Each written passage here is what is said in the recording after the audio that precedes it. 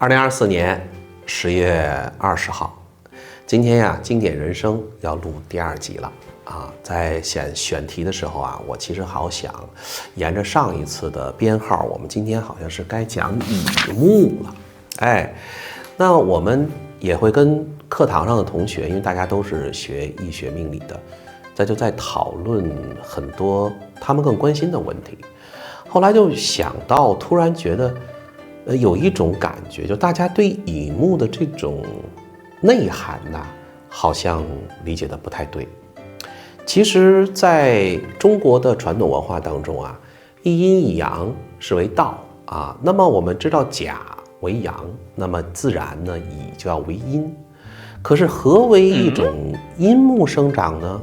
是吧？为什么有些人很多人不理解易学，是吧？说有些时候你说小花小草叫乙木，那你乙木又是阴，那阴在哪儿呢？是因为小花小草在阴面生长吗？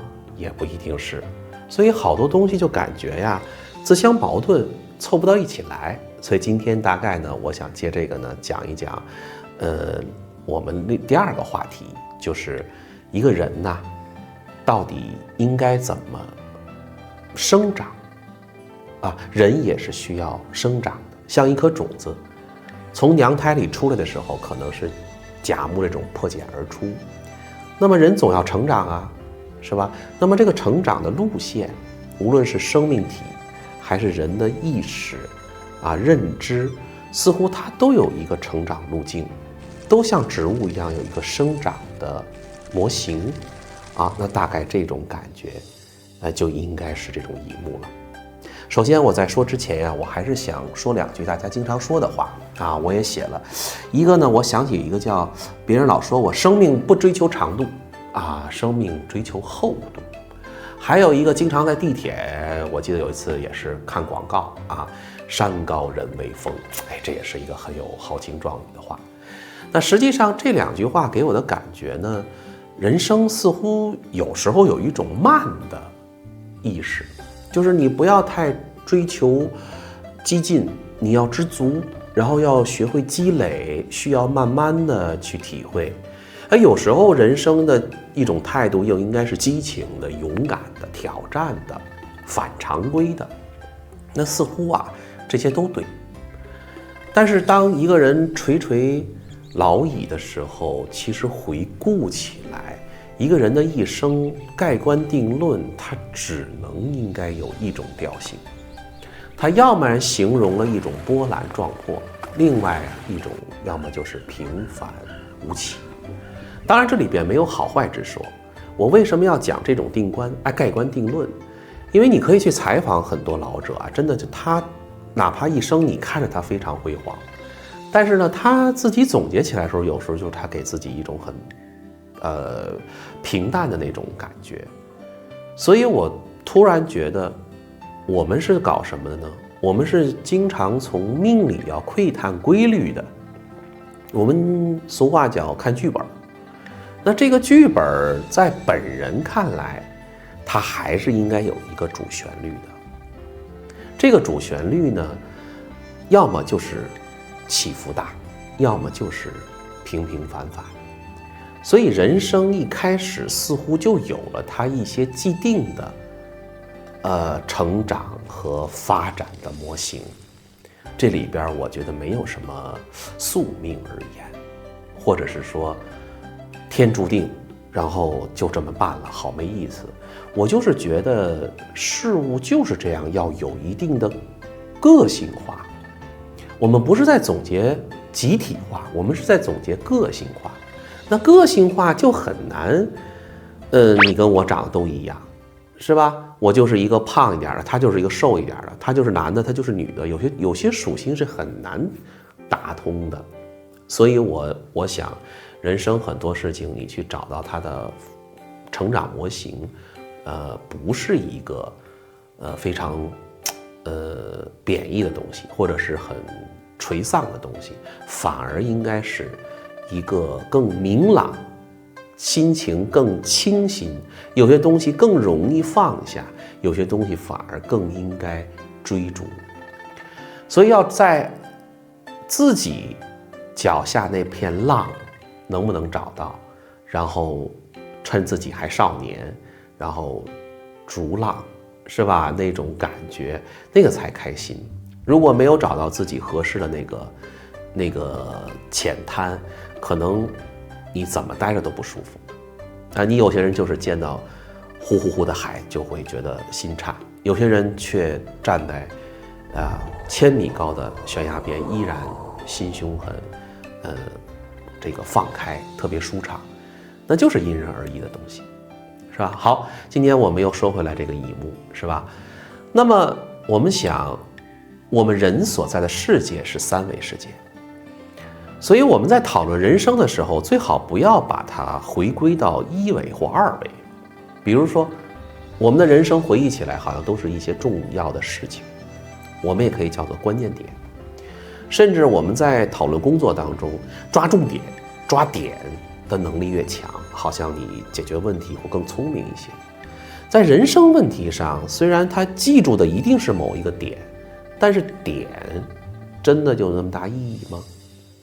点只不过是在你人生当中某一个刹那或某一个阶段，更深刻的能给你带来身体的刺激而已，要么高兴，要么痛苦。所以我想点不能代表什么。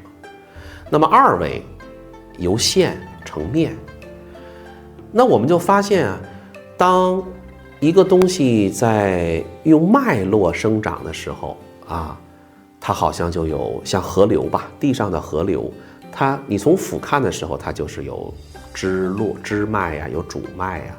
好像我们如果用2维去考虑人生成长的时候，就只有链接和延伸。原来我也讲过，我说乙木它一定有一个成片成面的感觉，因为凡是说到花草，它都是像草原一样，一片映入眼帘。这个就是矮小的东西给你的力量，它虽然个体小，但它架不住成片，这种感觉就是乙木的生发之力。但是今天呢，我想再多说一点，它不是成片的感觉，这个成不仅是成片的感觉，它还得是个立体的感觉，它不能光像2维一样只有链接，就像打电话一样，我打给你，他打给他，无线波就这样对接了，一个线连上了，我们就能说话。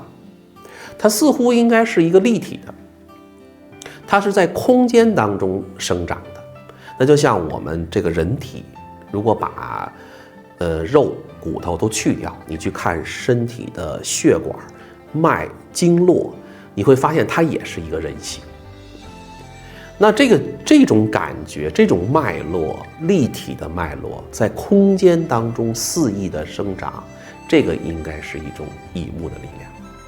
而这种肆意的生长，往往是你要观察、深入，从某个角度才能发现的，所以它是隐性的。隐性的就是阴，是吧？我们说阴阳，何为阴呢？阳是显性的，阴是隐性的，是不容易看到的。我们的皮肤啊，我们的这个大小啊，是吧？这个骨骼的大小啊，这都是可以看到的。但是你很难看到我身上的血管是什么样的，是吧？堵不堵？你要能看到的话，那就这个心梗、脑梗就解决了。所以说，往往那种细小的、那种像空间无处不这个生发的，往往都是藏匿在一些角落里面，或者是被什么东西包裹着，是不容易被我们发现的。那我们在人生当中，这可以叫什么呀？这可以叫因果。也就是说，我们一个人生往往由无数的因组成，而这些因都是什么呢？我们看不见的，或者讲不叫看不见，是我们很少能够主动感知的。所以有些时候啊，我们不要善于下结论，而是一定相信自己窥探的东西一定有我们不知道的东西，而且不知道的因往往比知道的因要更多。所以说，有时候我不是在给命理学做辩论，我真的是觉得老祖宗从一个干支文化啊，就是对应的是四柱，或者是从天文，是吧？对应的什么星象啊，对应的什么这个星盘呐，是吧？包括我们的占卜类的东西，它其实就是从错综复杂的脉络当中，想一下抓住一个点，或者是想一把抓住一个机缘，而这个机缘能够让我像电流一样能触动一下整体，就像把脉一样，虽然我把的是寸关尺，但是我能感觉到这个气血在你全身运动的状况，那这个就叫做占卜，这个东西就叫命理。所以它往往它的科学就在于，我是在观察，我这本身就是科学的态度啊。至于说原理，有待科学验证啊。那我其实不太喜欢大家很多人去把这个东西玄化或者是迷信化，因为这些人就会讲到这些东西看不见的东西就叫做什么呀？叫做鬼。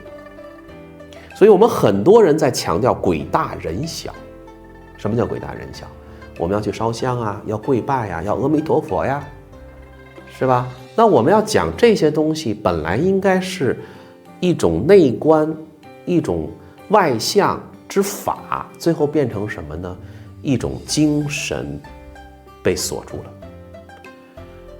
实际上，我们应该敬重的东西变成了我们害怕的东西，然后我们就有人去操纵。啊，你应该是这样做，你这样做，这样做，这不就是迷信吗？所以我们真正应该用的是一种科学的观点，即便我们从某一种术数上面找到了预测的结论，一定要实证。我非常不喜欢在课堂上经常跟大家去说，这个是某门某派，这个是什么方法。我觉得方法和技能会学不完。但是有一个很重要的，你有没有解决现实中的实际问题？这个实际问题绝对不是趋吉避凶，因为你如果把用朋友把自己引向了趋吉避凶，认为我观测到、预测到就可以绕着因果走，那是不可能的。真正解决问题的是让自己如何接受。该摔倒你就会摔倒，该发财你就会发财。但是接收不好，你就会陷入下一个因果，也可能得财就失财，也可能吃一堑长不了一智继续衰。所以命运这个东西，在这一期我想用乙木来表达，就是我们要顺着像乙木这个笔画一样，它是有条理的，它虽然柔和，但它有顺有方向。我们最好通过这种脉络去摸索，去观察，去顺着自然发展规律去找到规律，找到自己在规律的位置，然后能够发挥修行自己的这个主观能动性。谢谢。